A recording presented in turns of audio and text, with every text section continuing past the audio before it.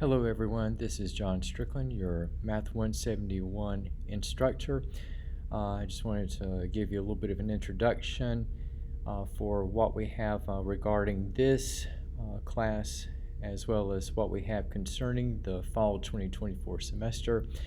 And I'm going to give you sort of a brief overview in terms of what to be looking into as we navigate this course throughout the semester, and also look at items that will be of significance as you peruse through the class in Blackboard.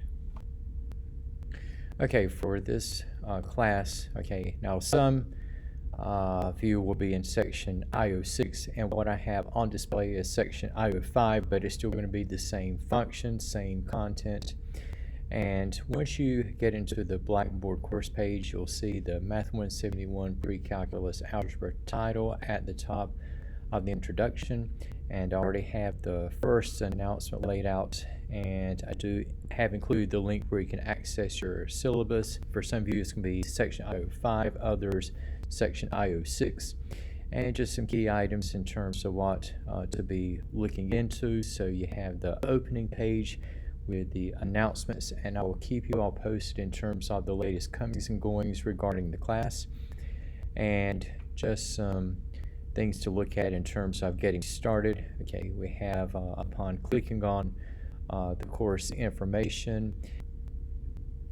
Okay, now I've just changed the view from the instructor mode to the student mode, and I made out the first announcement a little bit in advance. Okay, so if you notice, the first announcement has vanished, but by the time you log in, you're going to see that which I have no longer showing, and that's because I'm kind of doing things ahead of the first day of class. But in terms of navigating, okay, so in terms of announcements, you click on announcements, where that first message is going to show up. And for items of importance, if you click on course information, and for my contact information, you can click on my instructor, and it has my email, work phone number, my office location, as well as my posted office hours. Also, inside the course information link, I do have the folder labeled syllabus and general policies, and if you click on this, okay, you can access the course syllabus. And if we look at this particular one, okay, so we have with this particular syllabus, we have at the heading Math 171 I05. Again, others will have Math 171 I06, and it'll be the same content otherwise. And I do have my contact information, including my name, office location, email address, my office hours, and the first page is just an introduction. And now for the class, it does have stated the format as well as the prerequisites involved. And for the course itself, okay, the textbook we will be utilizing is Pre-Calculus, the second edition. Miller and Gherkin are going to be the authors. And for what we have in terms of what will be permissible in class whenever it comes test time, with use of a scientific non-graphing calculator, and common items or models, especially those that are sold at the bookstore, are the TI-30XS calculator, which is the calculator on the left, and on the right is the TI-36X Pro. And now between the calculators, they are useful, reliable for pre-calculus, but for those of you who plan on taking anything beyond, especially like taking Calculus 1, Calculus 2, Calculus 3, the 36 model, the one in black, is the one that is recommended. And there are various resources you can use online, but not for the test. And one of the most frequently used in terms of, say, checking your work, especially in the context of graphing, is Desmos. And again, we have the course description itself, and we have various types of topics that will be covered And again, it is Math 171 Pre-Calculus Algebra, and we'll be looking at solving equations and inequalities in various capacities, and we'll be looking at various types of functions, and you'll hear the term function time and again, and they will be represented in various capacities. And among the types, we have absolute value, radical, polynomial, rational, exponential, and logarithmic. And we'll be looking at applying those in the case of solving equations, and also in the case of where we might have word problems to arise. And we have for the course itself, we do have student learning outcomes, and you should be well accustomed with the order of operations, and we're going to be looking at utilizing analytical, graphical, and numerical representations to solve equations of various types in the context of both real numbers as well as complex numbers.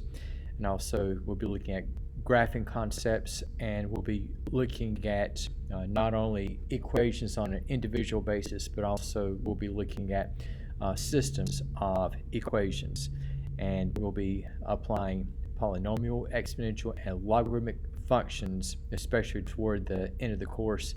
And those items, along with introductory material, will be used in modeling various types of real-world situations to analyze, draw conclusions, and to make predictions. And for the class itself, the breakdown in terms of how the value of each grade is going to be assigned, we have for the weights. Okay, now the course software we're going to be using is I06, and that's going to make up 20% of the total grade. Class activities, another 20%.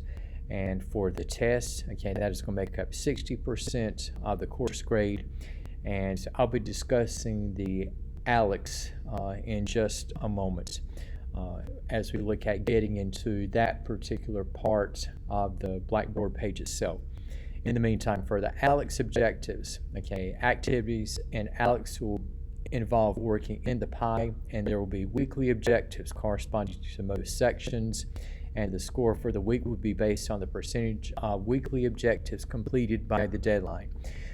For the class activities, okay, this category includes written homework, labs, quizzes, class activities in I06, and an SLO assignment. The categories may also fit into this category. And for the tests, okay, there will be 4 tests in the course, and the topics will be separate. There will be no cumulative final in this class.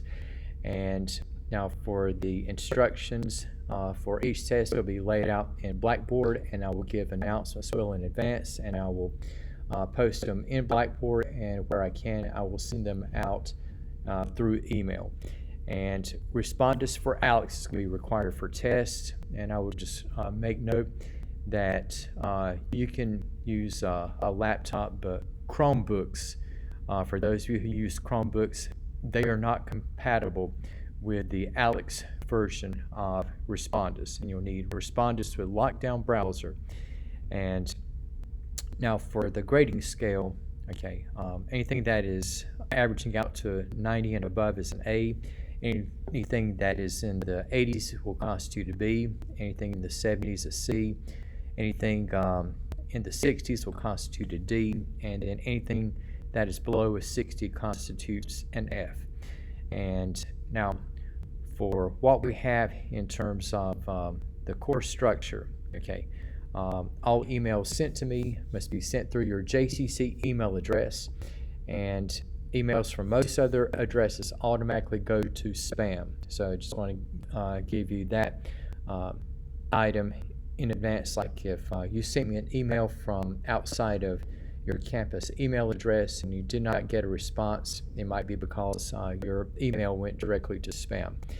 And I will make every effort to respond to any emails you send out between 8 a.m. Monday and noon Friday within 24 hours, with the exception of possible breaks and holidays. And if you've not heard from me, within 24 hours on business days, please resend me the email. Now, for the late work policy. No late assignments are accepted.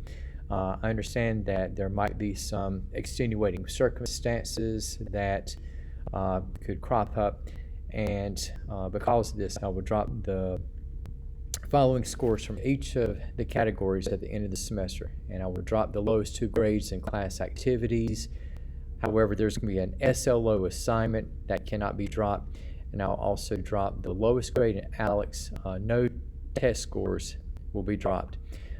For any missed tests, makeup testing will only be allowed in extreme circumstances. Makeup exams will typically be a written version of the test that is taken on campus.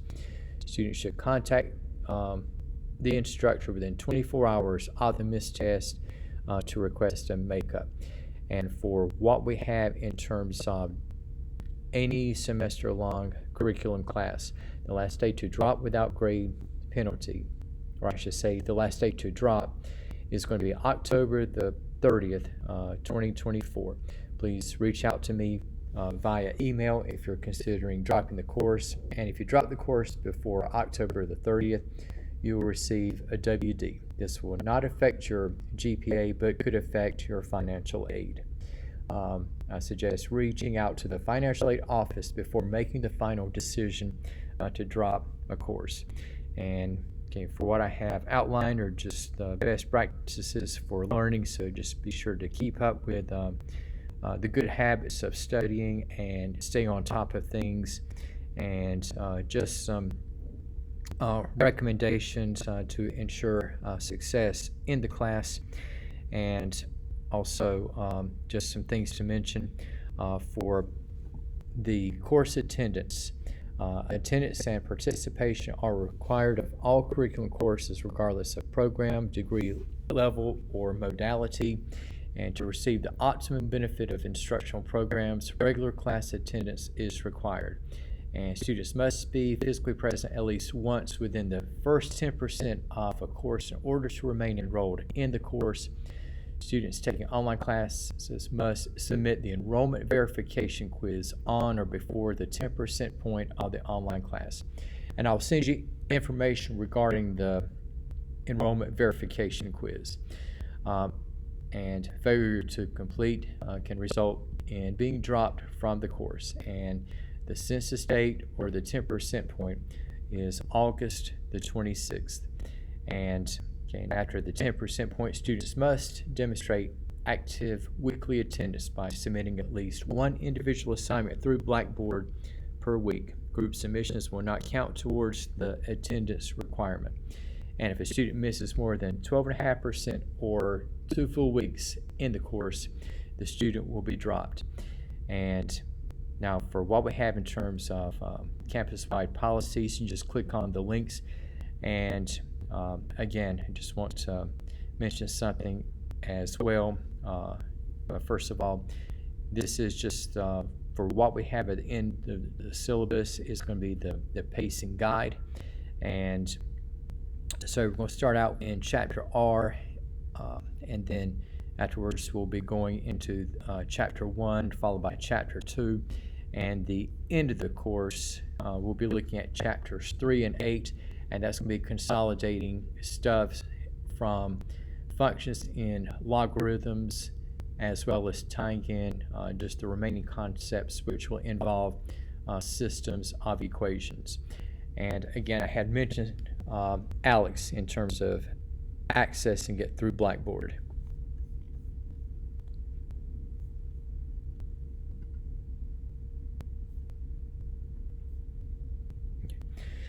And to get to Blackboard, you're going to click on ALEX, and once you do so, I will give you the guidelines in terms of how to go about going through the process, and that is going to be in the next video.